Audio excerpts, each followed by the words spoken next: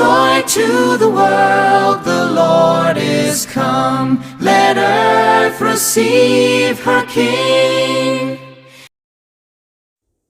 Dear friends, நம்ம இப்போ வந்திருக்கிறது கூடங்குளத்தில் உள்ள சென்ட் ஆண்ட்ரூஸ் சர்ச்சுக்கு தான் வந்திருக்கோம்.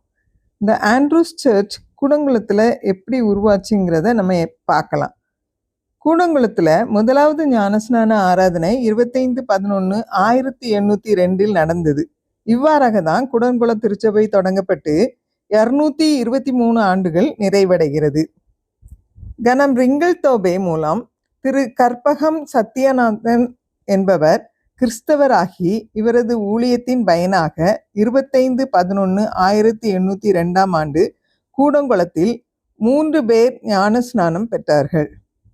1806 முதல் 1815 வரை கூடங்குளம் LMS மிஷனரியான ரெவரண்ட் ரிங்கல் தோபே அவர்களின் மேற்பார்வையில் இருந்தது.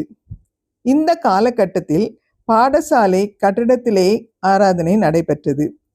1828ஆம் ஆண்டு LMS சங்கத்தால் வெளியிடப்பட்ட தகவலின்படி கூடங்குளம் சபையில் 55 கிறிஸ்தவர்களும் பள்ளிக்கூடத்தில் 25 மாணவர்களும் இருந்தனர். பள்ளிக்கூட கட்டடத்திலேயே ஆராதனை நடைபெற்று வந்தது. 1866 செப்டம்பர் மாதத்தில் இடையங்குடி வட்டாரத்தில் இருந்து ராதாபுரம் உள்ளிட்ட 13 சபைகளையும் LMS இடமிருந்து பெறப்பட்ட 6 சபைகளையும் சேர்த்து ராதாபுரம் வட்டம் உருவாக்கப்பட்டது. ராதாபுரம் வட்டத்தில் கூடன்குளம் இருந்தது. ராதாபுரத்தை விட கூடங்குளம் பெரிய சபையாய் இருந்தபடியால் அங்கு ஒரு நல்ல கட்டிடத்தை கட்டி மிஷனரி இருக்கை தலமாக உருவாக்கினார் ரெவரண்ட் கால்ட்வெல். கூடங்குளம் சபை வேகமாக வளர்ந்து பெருகியது. கனம் டி சாமுவேல் ஐயர் பொறுப்பேற்ற ஒரு வருடத்தில் 100க்கும் மேற்பட்டவர்கள் கிறிஸ்தவ சமயத்தில் சேர்ந்தனர். அதுவரை பள்ளி கட்டடத்திலேயே ஆராதனை நடைபெற்றது. கூடங்குளம் கிராமம் முழுவதுமே திருச்சபைக்குள் வந்துவிடும் என்ற நம்பிக்கை ரெவரண்ட் கால்ட்வெல்லின் மனதில் உண்டாயிற்று. ஆகவே புதிய ஆலயத்தை இடவசதி மிக்கதாக கட்ட வேண்டுமென்று தீர்மானித்து 78 அடி நீளமும் 38 அடி அகலம் உள்ளதாக ஒரு பெரிய கட்டடத்துக்கு அஸ்திபாரம் அமைத்தார். பிரதிஷ்டைக்கான சகல ஆயத்தங்களையும் ரெவரண்ட் டி சாமுவேல் வயட் முதலிய குருமார் குறைவின்றி செய்து முடித்தனர். ஆலயம் நன்கு அலங்கரிக்கப்பட்டது.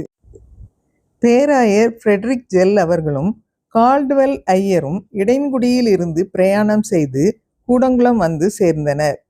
5/1/1876ஆம் ஆண்டு காலை 11 மணிக்கு பேராயர் ஃப்ரெட்ரிக் ஜெல் அதை திரியேக தேவனின் திருநாமத்தில் பரிசுத்த அந்திரேயா ஆலயம் என்று பிரதிஷ்டை செய்தார்.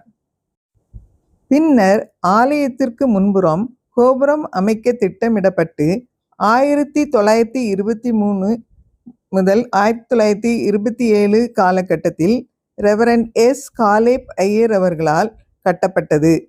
1876இல் கால்ட்வெல் கட்டிய ஆலயமும் 1923 முதல் 27 காலகட்டத்தில் கட்டப்பட்ட கோபுரமும் தனித்தனியாகவே இருந்தன.